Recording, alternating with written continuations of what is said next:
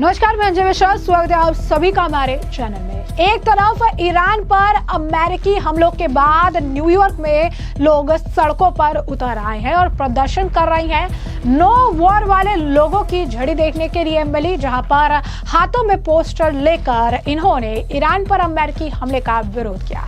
वहीं दूसरी तरफ अब यूएनएससी में ईरान ने अमेरिका को ही चेतावनी दे डाली है और कहा है कि अंजाम भुगतने के लिए अब तैयार है। क्या है पूरा माजरा, विस्तार से जानेंगे। सबसे पहले बात कर लेते हैं कि न्यूयॉर्क की सड़कों का हाल इस वक्त कैसा देखने के लिए मिल रहा है। तो ईरान पर अमेरिकी हमलों के बाद न्यूयॉर्क में लोग सड़कों पर उतर आए। कुछ लोग हैं जो अमेरिकी हमलों को लेकर विरोध प्रदर्शन कर रहे हैं। इन लोगों ने न्यूयॉर्क की सड़कों पर मार्च निकाला है, साथ ही फिलिस्तीनी झंडे लहराए, ईरान से हाथ हटाओ और ईरान पर युद्ध बंद करो यानी नो वॉर लिखी हुई तख्तियां पकड़कर नारेबाजी भी की। वहीं ईरान पर फिर हमले और इजरायल के प्रति समर्थन को लेकर इन्होंने चिंता जताई।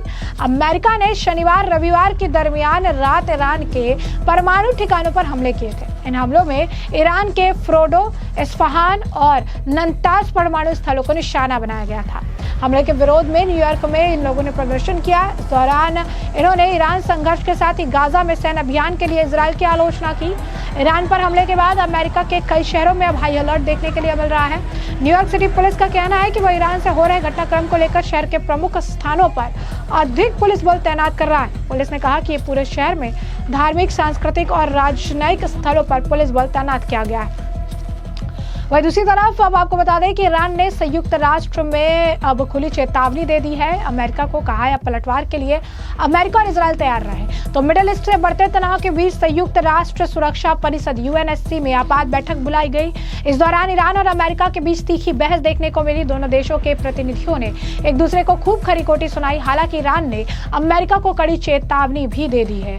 अमेरिका ने बीते दिन ईरान के 3 परमाणु ठिकाने फोर्डो, नंताज और इस्फहान पर बम बरसाए थे। साथ ही अमेरिका ने ईरान से शांति स्थापित करने की बात करते हुए चेताया था, ईरान ने अमेरिका पर पलटवार करने का सोचा तो इसका अंजाम काफी बुरा होगा।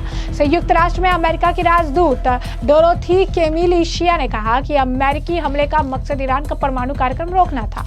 यह ऑपरेशन इजरायल की मदद के लिए चलाया गया था, जो अपनी रक्षा की लड़ाई लड़ रहा है। अमेरिका इजरायल के लिए खतरा है। ईरान शिया के अनुसार 40 साल से ईरान की सरकार अमेरिका और इजरायल के लिए खतरे का सबब बनी हुई है। दुनिया में शांति और सुरक्षा स्थापित करने के लिए यह हमला जरूरी था। ईरान ने इजरायल में सैकड़ों बैलिस्टिक मिसाइलें दागी है।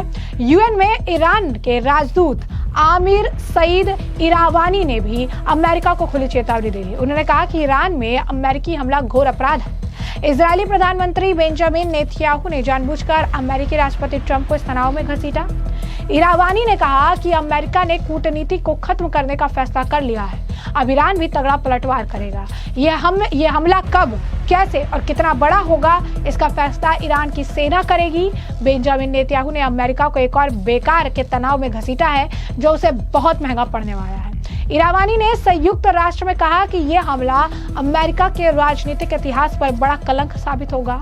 ये कहते हुए बेहद दुख हो रहा है कि संयुक्त राष्ट्र की नींव रखने वालों में से एक देश, जिसकी सभ्यता 5000 साल पुरानी है, जो यूएन के सभी नियमों का पालन करता है, उस देश पर एक अवैध शासन द्वारा हमला किया गया है। इरावानी ने अमेरिका पर निशाना साधते हुए कहा कि संयुक्त राष्ट्र का स्थायी सदस्य परमाणु समझौते पर हस्ताक्षर करने वाला अमेरिका अकेला ऐसा देश है जिसने 2 शहरों पर परमाणु बम गिराकर लाखों लोगों की जान ली थी। अमेरिका बिना किसी सबूत के हम पर हमेशा ये इल्जाम लगाता रहा है कि हम परमाणु बम बना रहे हैं। वहीं दूसरी तरफ अब अमेरिका के साथ साथ आपको बता दें कि जो इजराइल और ईरान को लेकर टेंशन चल रही है, इस मामले को लेकर केंद्रीय मंत्री हरदीप सिंह पुरी का भी बयान सामने आया है।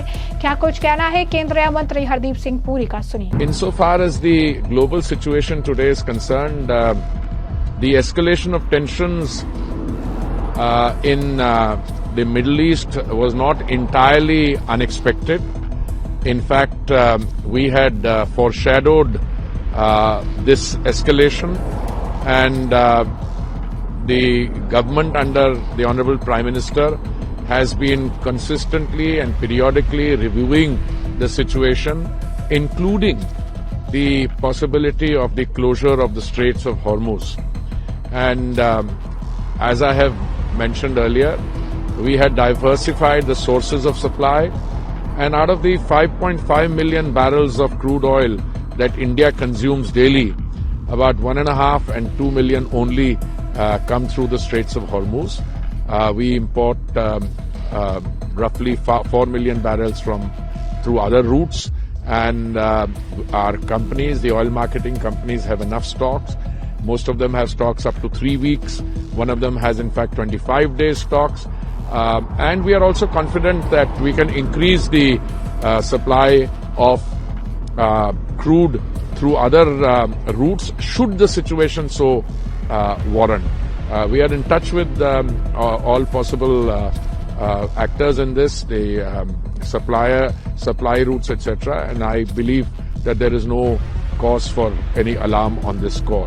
Of course, we will be watching the unfolding situation, and the Honorable Prime Minister has already spoken with all the major leaders. He's had a long conversation with the President of Iran also, and calling for de-escalation. It is our hope, and all of us are expecting that the situation will result in calm and de-escalation rather than further escalation. But meanwhile, we continue to be prepared to meet the evolving situation. Thank you. People are saying that may the oil price can increase. See, it's very difficult. It's very difficult to speculate on the price factor. The oil price for a long time was between 65 and 70. Then it was between 70 and 75.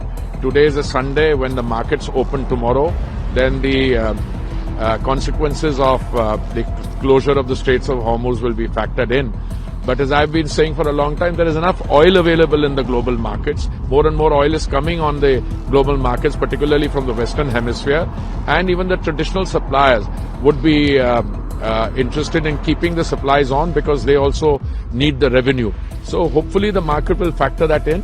But as I said, the Modi government has over the past several years not only ensured the stability of supplies but also affordability.